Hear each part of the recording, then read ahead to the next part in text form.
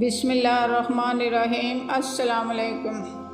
حضرت آدم علیہ السلام کی قوم کو آخر کیوں اللہ تعالیٰ نے اتنا دردناک عذاب دیا اور کیوں ان کو بندر بنایا؟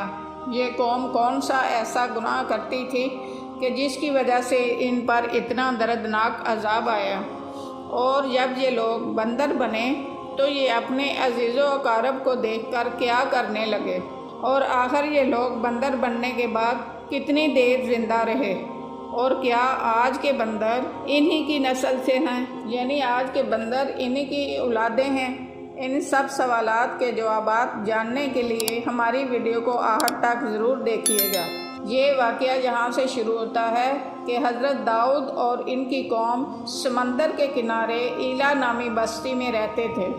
ان کی تعداد 70,000 کے قریب تھی۔ یہ قوم بہت ہی خوشحال زندگی بسر کر رہی تھی اور یہ اللہ تعالیٰ کے بہت فرما بردار تھے۔ اللہ تعالیٰ نے اس قوم کو بے شمار نعمتوں سے نوازا تھا۔ چونکہ یہ قوم سمندر کے کنارے آباد تھی، ان پر اللہ تعالیٰ کی خصوصی کرم کی وجہ سے سمندر کے کنارے بے شمار مچھلیاں آتی تھیں۔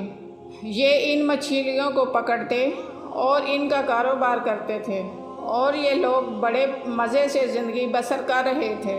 جب یہ قوم اللہ تعالیٰ کی دی ہوئی نعمتوں سے خوشحال ہو گئی تو اللہ تعالیٰ کی نافرمانی کرنے لگی اور بہت سے گناہوں میں مبتلا ہو گئی، اور پھر اللہ تعالیٰ نے اس قوم کا امتحان لینا شروع کیا۔ اللہ تعالیٰ نے حضرت داؤد علیہ السلام کو وحی کی کہ اپنی قوم کو ہمارا پیغام سنا دیں کہ وہ ہفتے والے دن مچھلی کا شکار نہیں کر سکتے، کیونکہ اب سے ہفتے والے دن شکار کرنا ان پر حرام کر دیا گیا ہے۔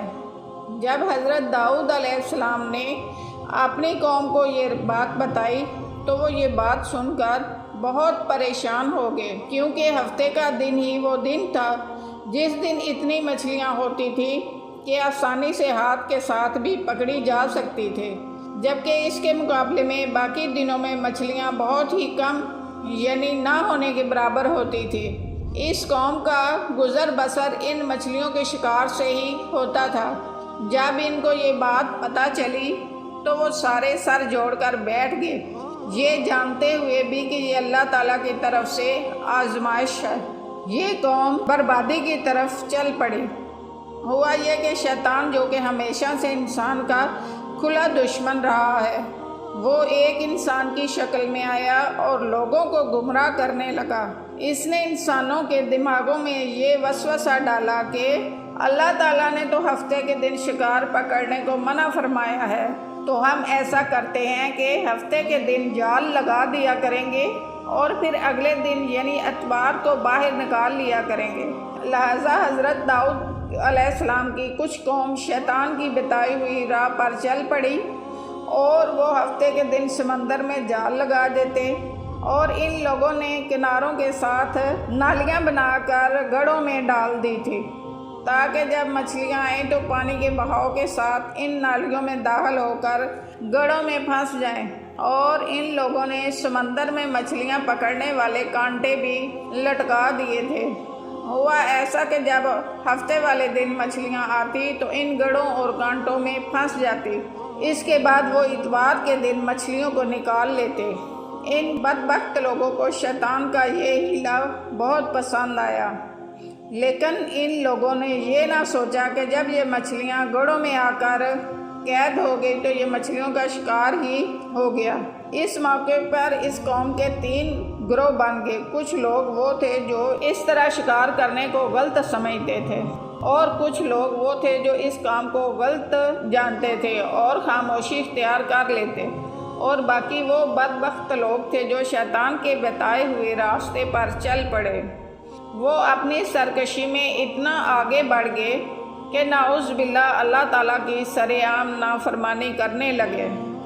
کافی سمجھانے کے بعد بھی جب وہ لوگ نہ سمجھے تو اس قوم کے وہ لوگ جو اس شیطانی عمل میں نہ پڑے تھے، انہوں نے اپنے اور ان نافرمانوں کے درمیان ایک دیوار کھڑی کر دی۔ دیوار کے ایک طرف وہ لوگ رہتے تھے، اللہ تعالیٰ کے فرما بردار تھے اور ہفتے والے دن مچھلی پکڑنے کو دل سے برا جانتے تھے، اور دوسری طرف وہ سرکشی میں اتنا آگے نکل گئے تھے کہ بس اب ان پر عذاب آنے ہی والا تھا۔ یہ لوگ اللہ تعالیٰ کے حکم کی کھلا مخالفت کرتے تھے۔ ان گمراہوں کی تعداد 12,000 کے قریب تھی۔ حضرت داؤد علیہ السلام نے ان کو اللہ تعالیٰ کے عذاب سے ڈرایا، لیکن یہ بدبخت نہ مانے۔ جب ان لوگوں نے حضرت داؤد علیہ السلام کی بات نہ مانی تو حضرت داؤد علیہ السلام نے ان پر لعنت بھیجی۔ اس کا اثر یہ ہوا کہ ایک دن خطا کاروں میں سے کوئی بھی اپنے گھروں سے باہر نہ نکلا۔ یہ منظر دیکھ کر کچھ لوگ ان کی دیواروں کو چڑھ گئے تاکہ معلوم کر سکیں آخر ماجرا کیا ہے۔ جب لوگوں نے ان نافرمانوں کو دیکھا تو وہ سب کے سب بندر بن چکے تھے۔ اللہ تعالیٰ نے ان کی نافرمانی کی وجہ سے ان پر اپنا دردناک عذاب نازل فرمایا اور ان کو بندر بنا دیا۔ جب لوگ ان مجرموں کا دروازہ کھول کر ان کے گھروں میں داخل ہوئے تو وہ بندر اپنے رشتہ داروں کو پہچانتے تھے اور ان کے پاس آ کر ان کے کپڑوں کو سونگھنے اور زارو قطار روتے تھے، لیکن کچھ بول نہ سکتے تھے۔ ان 12,000 لوگوں نے اللہ تعالیٰ کی نافرمانی کی اور اللہ تعالیٰ نے انہیں بندر بنا دیا۔